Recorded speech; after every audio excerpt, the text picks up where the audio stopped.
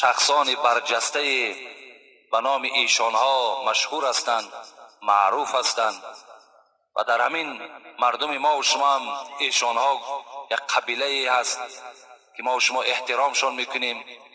یعنی مقصد از این ایشانها و سیدزاده ها اینا کسانی هستند که میگویند ما از اولاد پیغمبر هستیم. یعنی همون شاخه هایی که آمدگی یعنی امروز همین ایشانها و سیدزاده هایی که هستند اینها از قبیله های پیغمبر منصوب می شوند.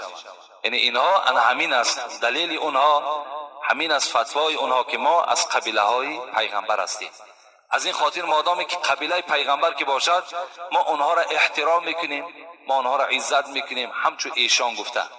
لیکن وقتی که این دختردار مراجعت میکند که در مختصر صاحب مختصر گفته باشد که دختری ایشان بغیر ایشان کسی گرفتنش نادرست است، وای غلط میگوید. در مختصر در باب ایشان گپی نمی رود، بلکه در مختصر می رود که و فی الاسلام عجما و فی العجم اسلاما. عباره مختصر می گوید که بعضی عرب ها از برای بعضیشان کوف هستند، یعنی برابر هستند. قریشی ها یعنی قبیله پیغمبر با بعضی قبیله ها برابر هستند، یعنی میتونن که دختر دهند. لیکن در مردم عجم، در مردم ما غیر عرب ها اسلام شرط است. اسلام داشتن، مسلمان بودن شرط است، ایشان بودن نه.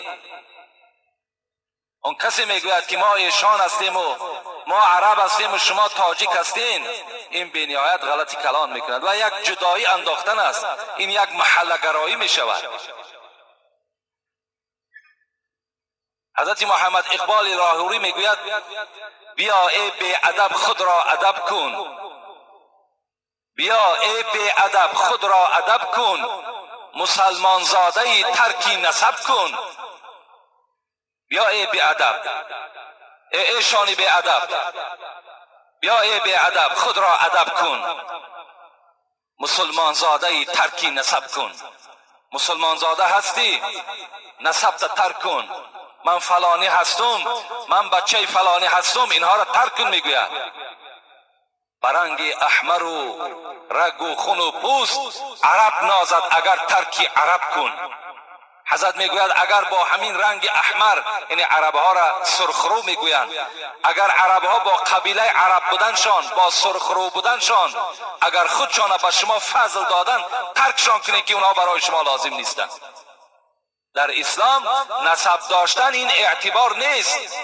خدا در قرآن میگوید ان اکرمکم عند الله اتقاکم.